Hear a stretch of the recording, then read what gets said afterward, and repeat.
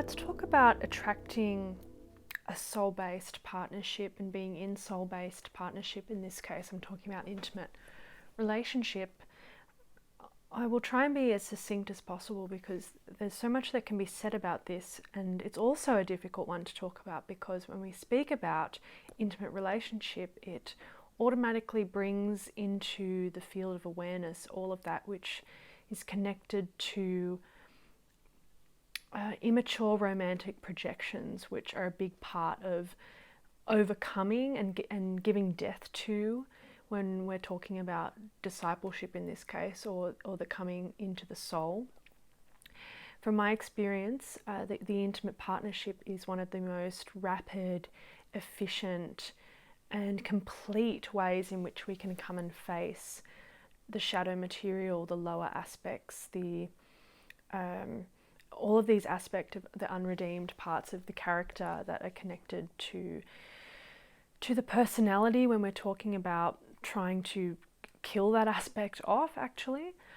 So when we speak about here a true soul-based partnership, they're not super common. There are many that can get caught in the glamour and the distortion and the deception of being in a soul-based partnership when that might not be the case. And people can also have soul connection even when they're not necessarily on the path of discipleship, but it's a slightly different process. What I found here is that when we're talking about getting to this stage of development, the vehicle of relationship becomes an initiatory tool that the souls utilize for very quick ping-ponging back and forth, using the relational mirror aspect to synthesize the personalities. And so in this case, it's very much a scientific process. And I think it's interesting to consider it that way when we think about the relating of the pairs of opposites upon the physical plane, in this case, man and woman, or physical relationship between the bodies. That's a seventh ray subject matter. And so that inherently connects this to Uranus. And Uranus is a seventh ray planet and has to do with the bringing down of the will of God as the differentiated and focused first ray aspect. So this form of relating is extremely poignant and part of the incoming archetypes for a new kind of relationship. New just me referring to considering what relationship looks like when we're talking about aligning it with the soul or aligning it with the divine aspect. There can be, as I mentioned, relationships that are in service to the soul. They may not actually be disciples or people where there's this actual death process going on, but it's more people upon the mutable cross, but they're working their way steadily and rightly towards that path of the soul. And of course, many religious marriages are like this, people who are together, are working together in relationship to build a functional life. And these relationships are marvelous and plenty of them do exist. But for our purposes today, that's not really what I'm talking about here, because what I'm really speaking to here is the way in which the relationship becomes the vehicle of death, actually. So yeah, that's to be considered. So in terms of actually inviting this in and bringing this in, we have to start from the outset with proper devotion towards the soul. And for so many people, what this looks like is a renouncing, in this case, in connection to relationship, that which is our usual attractions and our old patterns of relating. Most people come into a relationship based on some sort of attraction, sexual attraction. Now, this becomes problematic from the point of view of the soul, because the soul is seeking to take over the vehicle and its instinctual natures. And the thing about the sex aspect, and this of course could diverge into a whole conversation about the sex instinct and understanding what this really is, but I have to just kind of summarize it here. The libidinal energy, the sex energy of the human being, as it is an extension of the physical body and thus an extension of the earth, the sex nature of the body, the libidinal energy is a psychic force, it's an astral force, and the way it works is that the libidinal energy is always trying to seek a form of unification, which is again why, as we mentioned in Scorpio, I believe, Mars is connected to, often associated with sex, because it has to do with the pulling into the opposites. It's not necessarily specific or only specific to sex, and it certainly expresses in many other ways that aren't sex related. But its connection to sex is for that particular reason. So there's a sneaky thing where the libido is always trying to bring itself back to its oppositions to create wholeness. The problem with this is that when you've got all these unredeemed aspects in the personality, the libidinal energy is being thrust through the warping of those various wounds and distortions, which are attracting it to the delusional or the false image that's based in the Maya. Okay, so there's a lot of words there. What could that practically look like? Okay, you're a girl, you have a father wound that has a certain expression, and you're always picking or attracted to emotionally unavailable men, for instance. So in this case, you can't trust your libido. It's not about trust, but it's not right to follow your libido, because your psychic energy is pulling you into a playing out of the drama of the wound. Now, this is actually a good video to follow the discussion of Scorpio, because we spoke of Scorpio as that mirroring principle and the facing of the conflicts. And so there's necessarily a point where people are just going to attract certain shadowy experiences coming from that psychological aspect, so that with the intention that once the reflection comes, you go, oh shit, that's not right. Okay, I need to figure out what's going on here and gain insight, and then make a different decision, or detach from that desire in this case, or and move along to that which is more good, right, true, etc.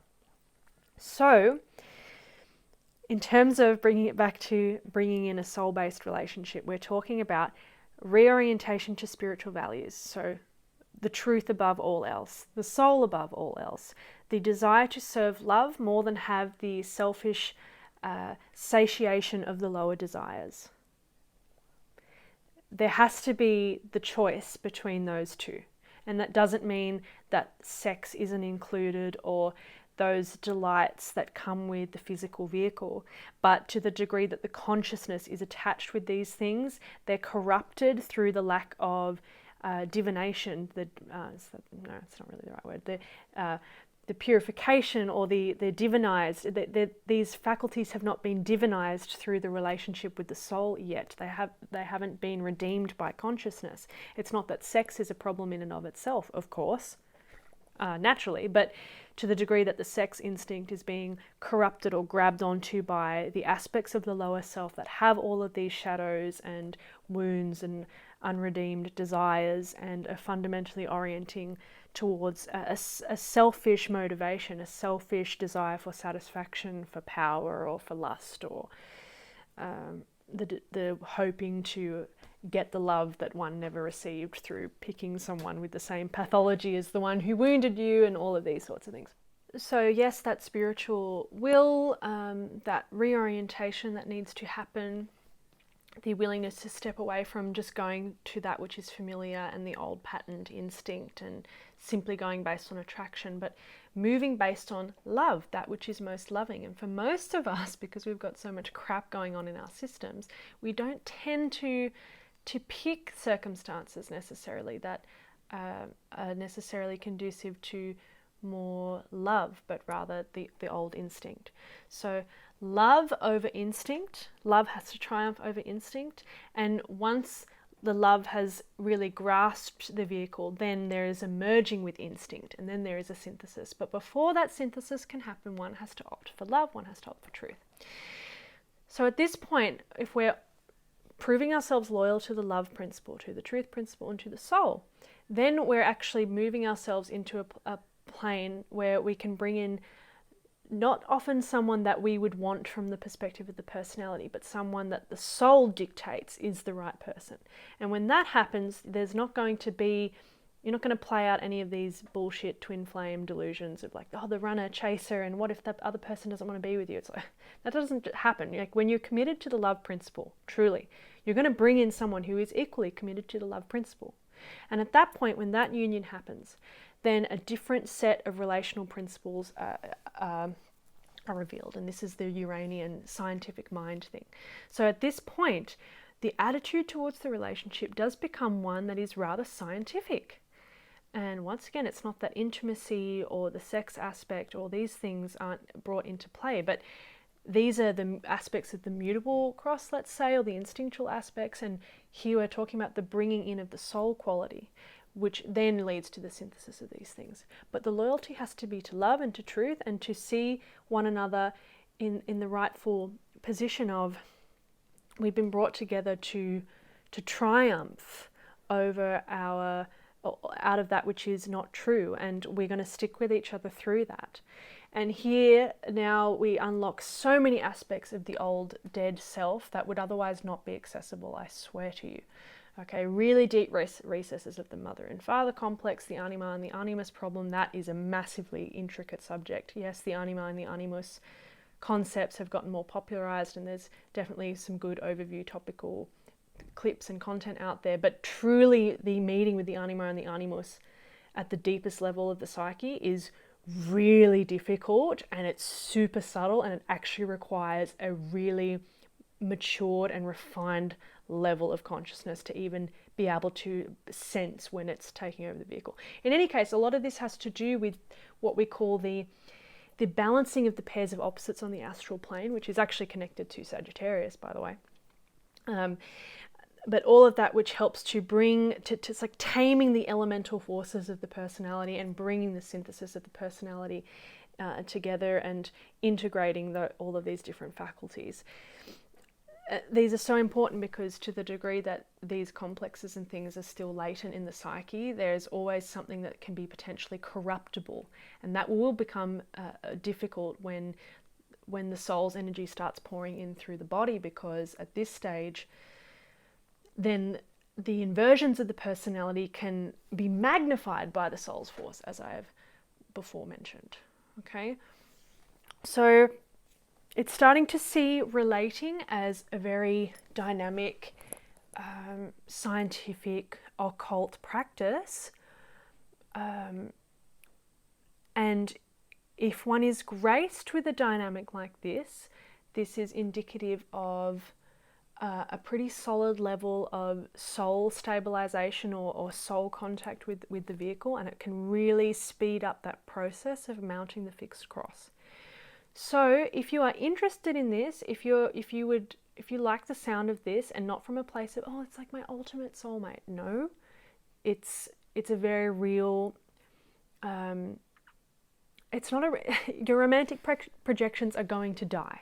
So you have to be willing to pass through all of those griefs and whatever has to be passed through to achieve this kind of, the potential for this kind of union with another person, which is really about how the two people can support each other in the union with the soul, the individual souls. Okay, so so it's a much more mature attitude, and the gift, of course, is having a real true friend and someone who you can trust and be with reliably, and just the container, the safety of the container of that space, but with another person. I mean, true human intimacy isn't about the satiation and the thrusting of those highly emotive romantic projections. It's really about the deepening of the love principle across time, and there are certain thresholds that are able to be crossed through this kind of union here that I'm talking about, where there's a certain rock solid grounded stability that really, it roots the individual so deeply into the ground, and that becomes especially important to move greater forces of energy that then come down from the soul, and yeah, just really emptying out those warped aspects of the psyche, so that we're not just playing as so many people are stuck over and over again at the moment with the playing out of these opposites, the anima and the animus problems, the wars between the sexes, and all of this nonsense which is running rampant right now. And even it's quite dominant still in many, or from what I've seen, at least with my generation, a little bit older, that some of these mystery schools and places that are speaking of metaphysical teaching, but like on the surface they're going through the conceptual stuff, but then you see with the teachers and the students and the power dynamics, it's like, oh man, they're still just playing out the frickin' father complex, or the animus projection is still happening here. And my feeling with this is always one of utmost frustration, of like, we don't have time for this shit. Like, we actually have to be we have to be way more active in what we're able to do rather than playing out these dramas over and over and again. So the intimate relationship is a great vehicle for that. This is the first thing that my husband and I did together. So if you're interested in this, you can talk to me about it. I do work with people on this, whether you're in a dynamic already, or you'd like to invite something like that into your life. There are certain things that we can look at. If it hasn't happened yet, we can look at what's actually preventing that from being actualized, and how we can move through those tests and trials and invite for that container that is such an effective mirror.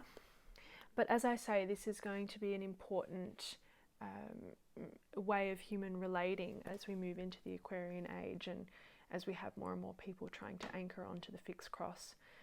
It's important that we straighten out the opposites within ourselves, and at the same time building real, trusting, stable, solid, loving relationships with other, first at that interpersonal level, and having that be a great foundational base where we can extend out from there. And with the law of correspondences, if you can love the one in here, the soul, and then support that love of the other through the two upon the physical plane, then that can just go out and out and out and become an extension out into many more dynamic fields of loving service.